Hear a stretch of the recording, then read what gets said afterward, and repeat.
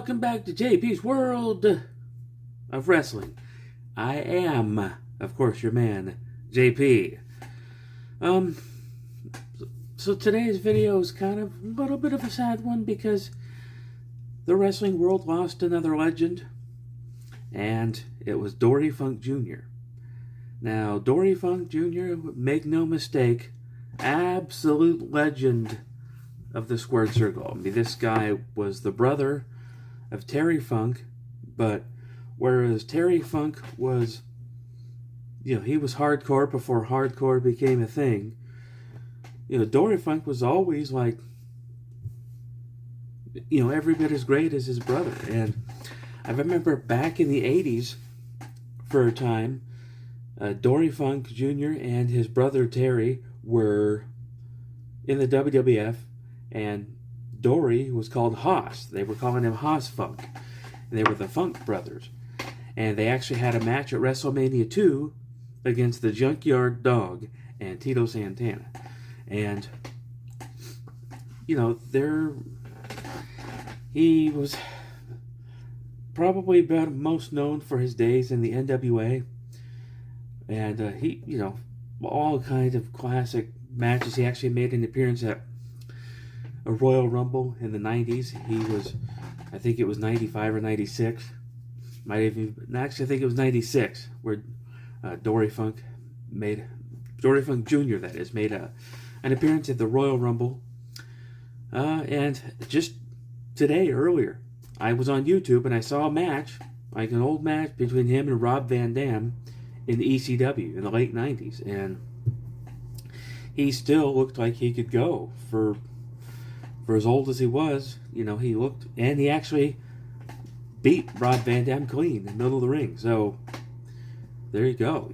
So I have not as many memories of Dory Funk Jr. as I would have liked, but from what I did see, I thought he was great. I thought he was awesome. I thought he was every bit as epic as his brother Terry was. And so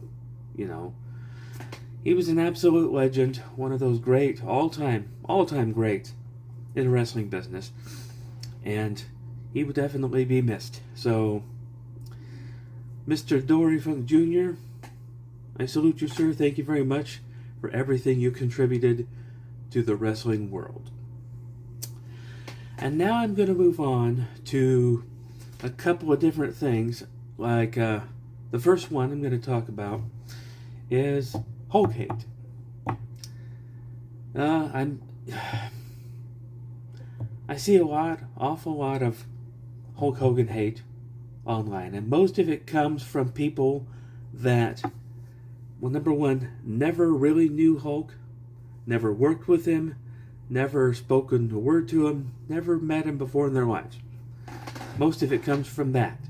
And from the hate I see that comes from guys that did know him, these are guys that, I don't know. Now, I'm not trying to sound like I'm putting him up on a pedestal, because he wasn't perfect at all. And he had said some things in his life that were, in poor taste. And, he wasn't a perfect guy, but some of the things that people complain about him were stuff that other guys did too. Like, because it's Hogan, Hogan's the one that, gets the target. He's the one that's the bullseye for some people. And, I don't understand it. I guess if you're a younger person that didn't grow up in the 80s or 90s and don't really remember those days, then to you, Hulk Hogan's not that big a deal. I'd rather see Roman Reigns or whatever. But for you, those guys, I understand. Kind of. But for those of us that grew up with Hogan, I should say, man, there wouldn't be a WWE today if it wasn't for Hulk Hogan. That guy back there. There just wouldn't be. Vince probably could have tried to use somebody else, like Dusty might have worked. Dusty Rhodes. Sergeant Slaughter might have worked. But no, he used Hogan, and Hogan had the charisma. He had everything going for him, and he was over like nobody's business. In a time when, just prior to him, their big champion was Bob Backlund. And I've got nothing really against Bob Backlund per se, except I always just thought it was kind of boring. Just kind of blah, kind of vanilla. Kind of, there wasn't really anything special about him for me. And it's, again, I didn't grow up watching Bob Backlund. I grew up watching Hulk Hogan. So to me, Hulk Hogan is the guy. And he'll always be the guy. So, you know, for those Hulk Hogan haters out there, whatever, you know, you can hate all you want to, but if you're a fan of professional wrestling, you absolutely have to recognize that Hulk Hogan, if it wasn't for his contributions to professional wrestling, you wouldn't have a thing right now to complain about. Which brings me to my third subject of today's video, and that is guys that go on these tyrannical, or what I call tyrannical rants. Like, I just watched a video just the other day on, I think it was Facebook, this guy that was going on a profanity-laced, hate-filled rant about how he didn't like Danhausen. There's a new modern wrestler called Danhausen, I guess. He's kind of like a comical ghoul type character, but fans love him. And that's the whole point. This guy was like, get him the F off my TV. Get him, I don't care if he appeals to kids or whatever. Get him the F off my TV. And I'm thinking, okay, but you don't work for the WWE. You don't write the creative. You don't work there. You know, you're not there creating content. And the fact is, Danhausen is over. The fans love him. They love Danhausen. You don't like him? Okay, here's my suggestion. And I know that it's a wild idea. I know it's crazy. But don't watch it. That's what I do.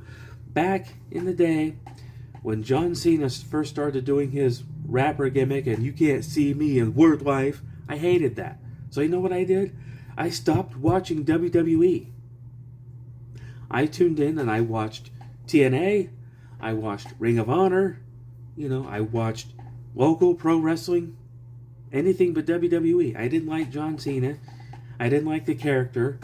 I boycotted a company that would allow somebody like John Cena to be a big star. But now I look back and I think, well, you know, they went with what was over. John Cena definitely was over. And he was making them a lot of money. So I can't blame him for that.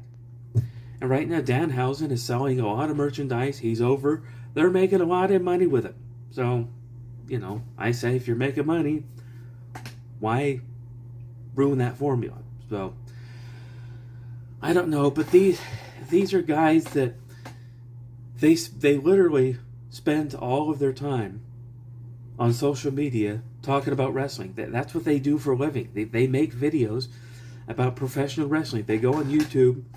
They've got thousands of subscribers, so therefore they can make a living at just talking about wrestling. So that's what they do, I guess. So I guess, if I look at it that way, I guess that's fine. I mean, if that's what their opinion, they hate Danhausen, fine, whatever. I don't really watch the new product just because I don't have time, for one, and number two, WWE, for one, is just too expensive. I'm not going to pay $30 a month for ESPN just to watch wrestling pay-per-views, or premium live events, as they're called now.